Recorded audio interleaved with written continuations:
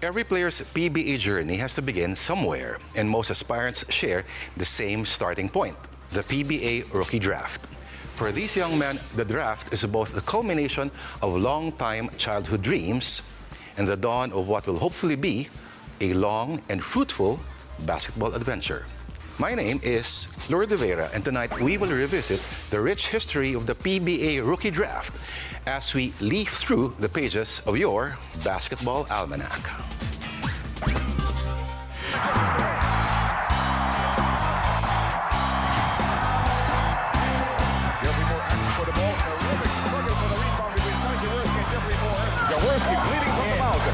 There's a dead ball situation now. They can call for a 30-second injury timeout.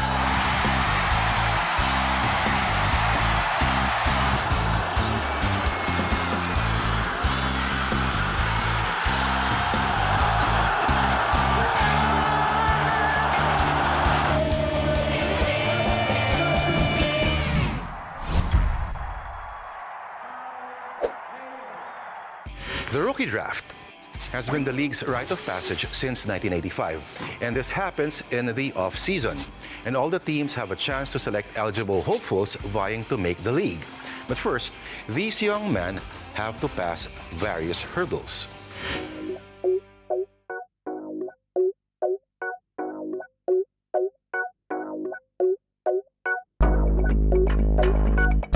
Okay, so you got skills to make you the next great basketball superstar.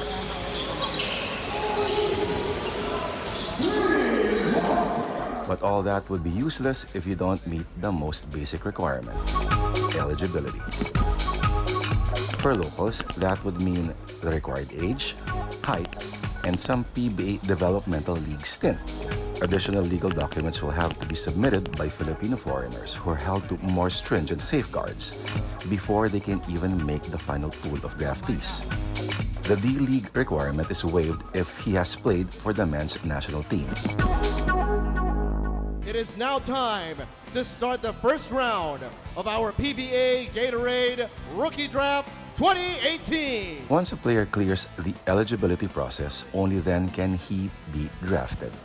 Teams will select depending on their final rankings from the previous season. Ideally, the team with the worst record is given first dibs in the first round. Colombian Jeep, big CJ Perez. Coming out of the Lyceum of the Philippines University and Teams can also trade their picks for others. And the draft ends when all teams pass on their turn to choose in a given round.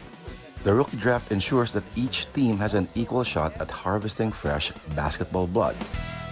In the closing of the 25-second clock. And there's a layup by Manny Paner. But before it was instituted in 1985, players were free to sign with any team they wanted. Curiously, what did the PBA look like without the rookie draft in its first 10 seasons? Well, there certainly wasn't any lack of talent. The Rookie of the Year award was handed out to the best freshman starting the second season in 1976. Toyota's Gil Cortez was the first ever to win that honor. The 6'4" defensive big man won one title but retired at the end of the 1980 season due to a recurring knee injury. He was very prolific. So if Gil Cortez was coming in, he was basically going to become a backup to Ampong Segura or play the number 4 position. Every time Toyota got the rebound, they would utilize the baseball pitch, court-to-court pass from the backcourt to the frontcourt, and Cortez would normally be the recipient of that baseball pitch, and he will soar in for the layup. Tanduay standouts Jimmy Taguines and Jimmy Manansala won the next two top rookie trophies. The 6'3" Taguines was part of the Philippine team who placed 5th in the 1975 ABC Championships.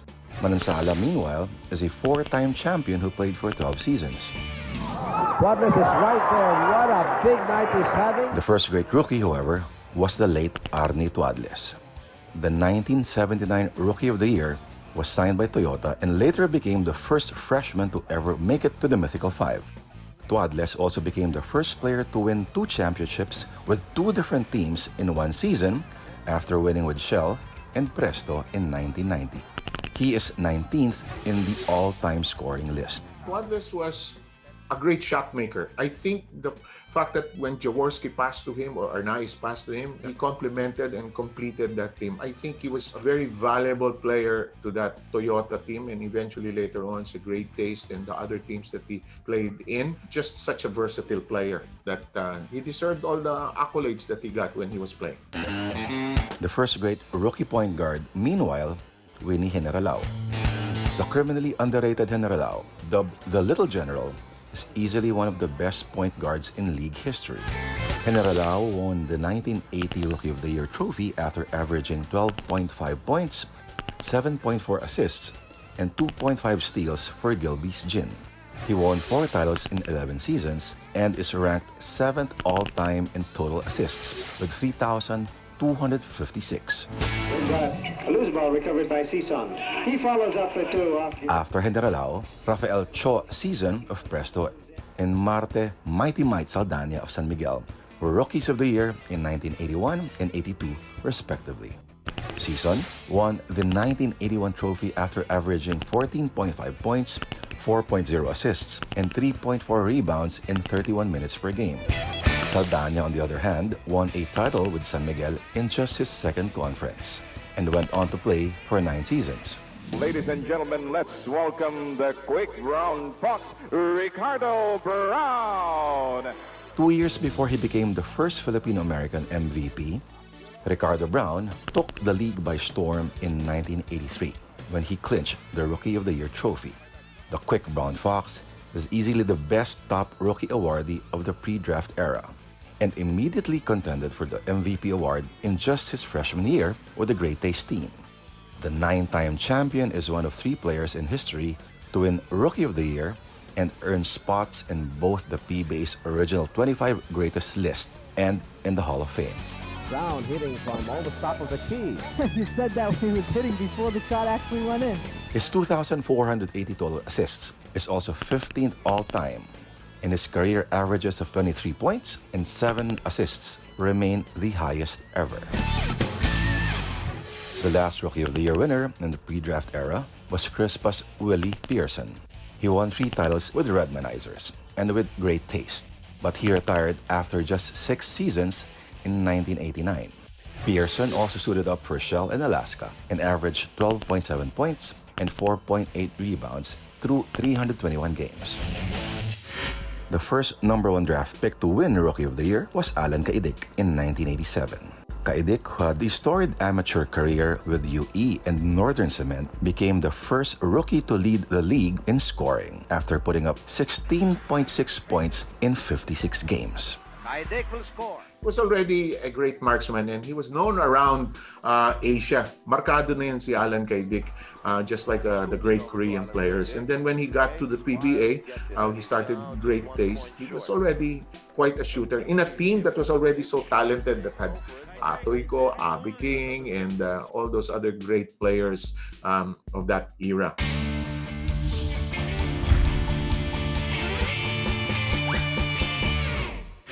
Every year, there's always that one freshman that separates himself from the rest of his class with a strong performance that eventually earns him the Rookie of the Year award. But what exactly is the significance of this award? And is a Rookie of the Year automatically destined for greatness? Ladies and gentlemen, let's welcome the quick round fox, Ricardo Brown. The PBA Rookie of the Year award is given annually to the best performing newbie of the entire season. The existing criteria uses accumulated statistical points and votes from the media, players, and the commissioner's office. Since 1976, there have been 44 players hailed as the top rookies in their batch, from Gil Cortez in the second season to Aaron Black in the 2020 bubble. It seems like exclusively San Miguel going to June. In the PBA draft era, the first Rookie of the Year was Leo Austria, who we now know as San Miguel's head coach. It's safe to say that Austria's coaching career was more stellar than his playing days, but his 9-year PBA stint can still be considered pretty productive. Drafted by Shell in the 4th round of the 1985 draft, Austria managed to win the Rookie of the Year award despite averaging just 3.9 points per game. His lone championship ring as a player also came with the Shell franchise in 1990. 4-point lead. Out of the 44 Rookie of the Year winners, 12 were first overall picks. The first #1 draft pick to win Rookie of the Year was Alan Kaidik in 1987. Kaidik, who had a storied amateur career with UE and Northern Cement, became the first rookie to lead the league in scoring after putting up 16.6 points in 56 games. Kaidik will score. Was already a great marksman and he was known around Asia. Markado na yan si Alan Kaidik, just like the great Korean players. And then when he got to the PBA, he started great taste. He was already quite a shooter in a team that was already so talented, that had Atoiko, Abi King, and all those other great players of that era. The Trigger Man is also just one of 2 top picks to win a Rookie of the Year award and make the Hall of Fame after retiring. The second is a Tower of Power, Benji Paras.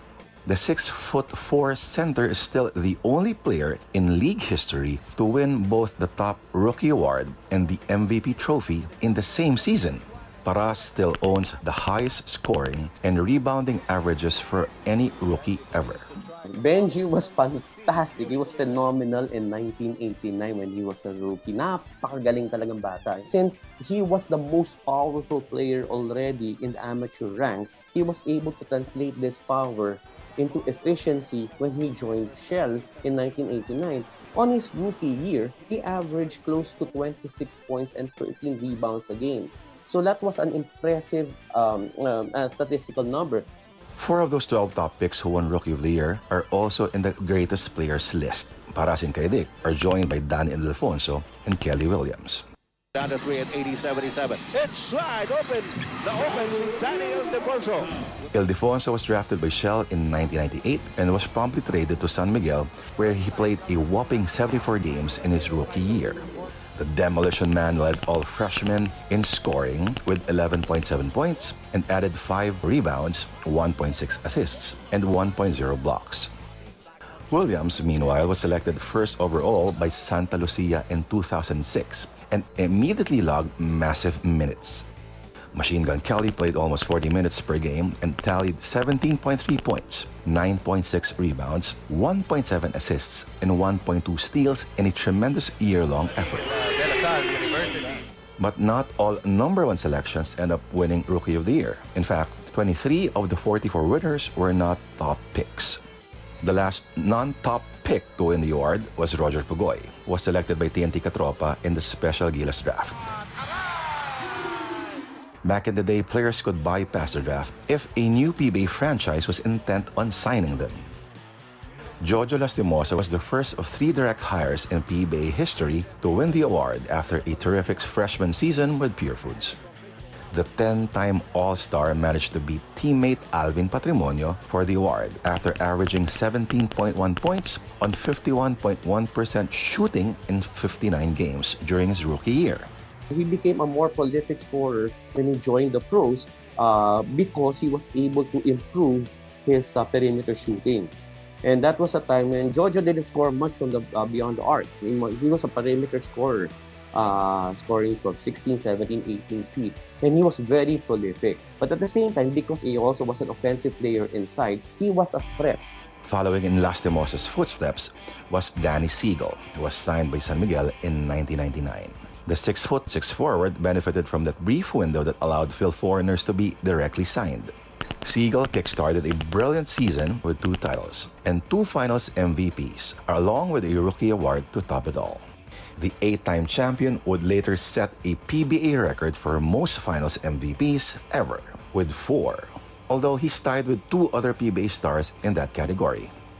Davon Harp is the 3rd direct hire to win Rookie of the Year, but unlike his 2 counterparts, his PBA career was a story of misfortune.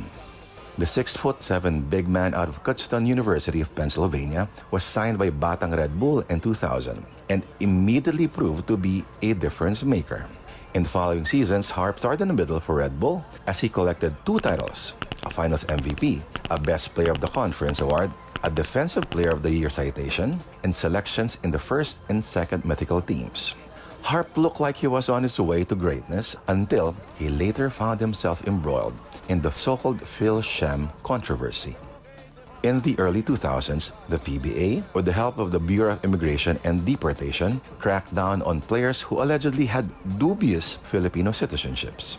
Harp later acquitted himself in 2009 after the Department of Justice legitimized his Filipino citizenship, but the big man never returned to play in the PBA again.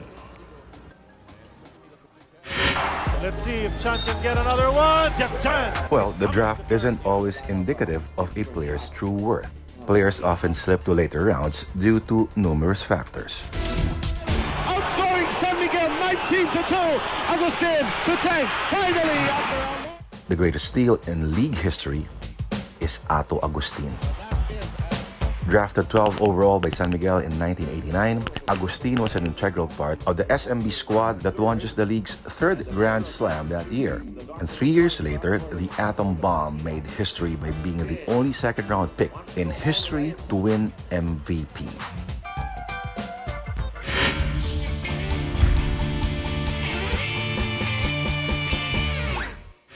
There's no shortage of success stories throughout the league's existence. Chief among them are tales of the draft steals and the undrafted, who actually manage to work their asses off just to shatter initial impressions. A 3-point lead para sa San Miguel Bio. David. Let's see if Chan can get another one. Chan for a 3-point play. Chan! Well, the draft isn't always indicative of a player's true worth. Players often slip to later rounds due to numerous factors. Some are just dealt a bad hand when it comes to health and team fit. Others simply just haven't reached their full potential yet by the time they enter the PBA. Outscoring San Miguel 19-2. Agustin to tank. Finally, And perhaps the greatest steal in league history is Ato Agustin. Drafted 12 overall by San Miguel in 1989, Agustin was an integral part of the SMB squad that won just the league's third Grand Slam that year. And 3 years later, the Atom Bomb made history by being the only second-round pick in history to win MVP. Agustin went on to collect 6 All-Star call-ups, 3 first mythical team citations, a Comeback Player of the Year plum, and a Most Improved Player of the Year award. The 7-time champion also made the original 25 greatest players list.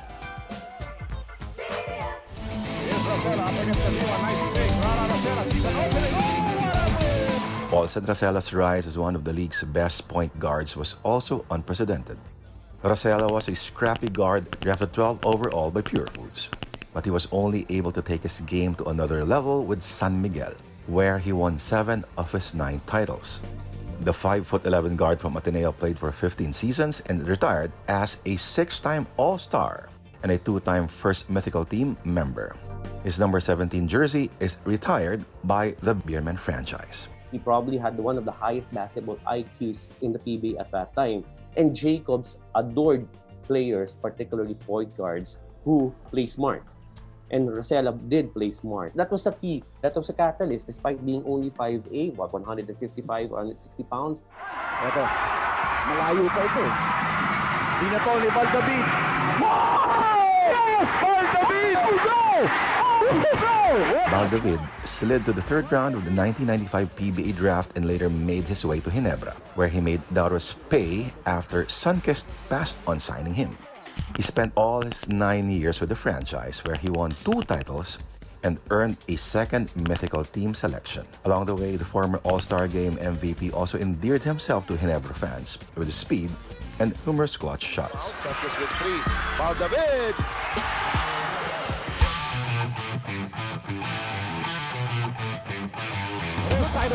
Once again. More draft steals came after the turn of the century when underrated shooting guards later smashed their less than complimentary draft status to win finals MVP awards. Fight toe-to-toe with that energy that Alaska has switched on.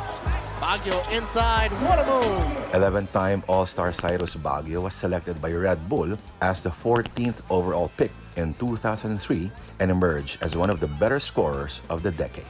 Skyros won 3 titles, made the 2nd mythical team twice, and was named co-finals MVP in the 2010 Fiesta Conference.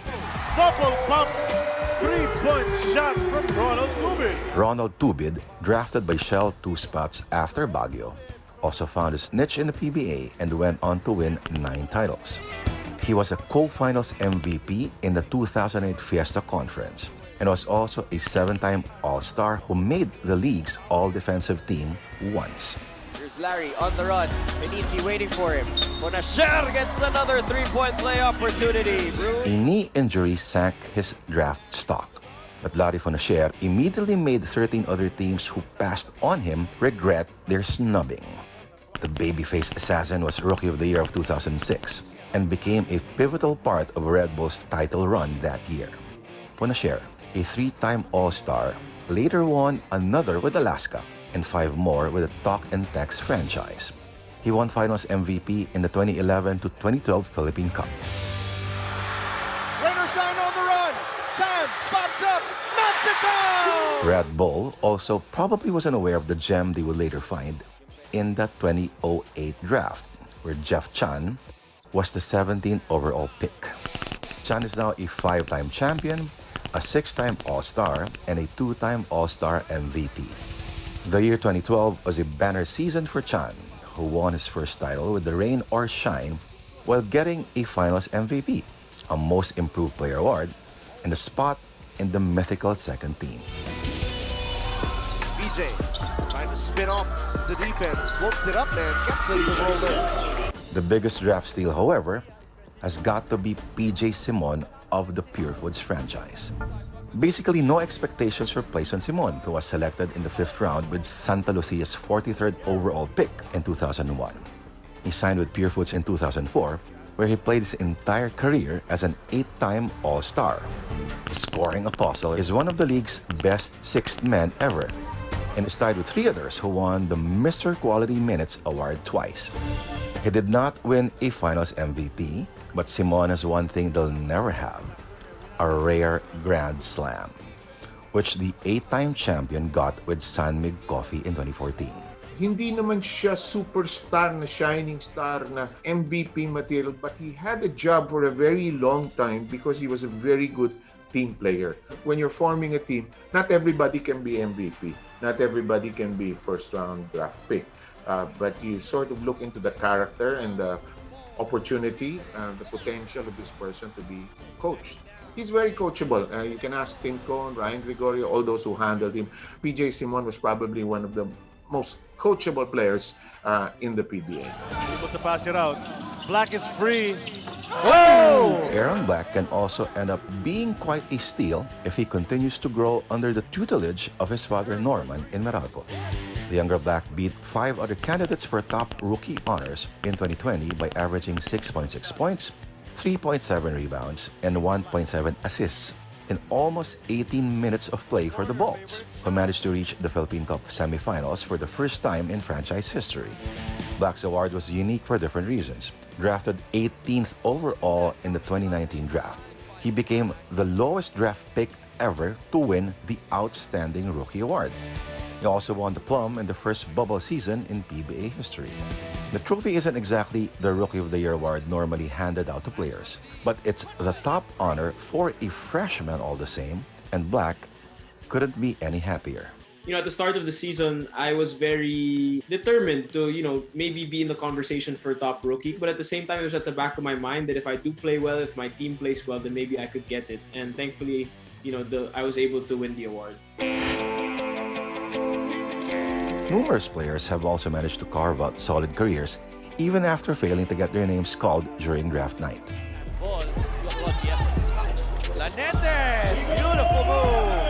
Chico Lanete was passed on by every team in the 2006 draft. In 2007, the 3-time champion became the only undrafted player to make the all-rookie team alongside first-round draft picks Joe Devans, Ryan Bonafé, and Doug Kramer, and second-round pick Ron J. Bonafé. Josh the Fireball Urbistondo is also a shining example. He both won a title and made the All-Star team in 2012, 3 years after he went undrafted.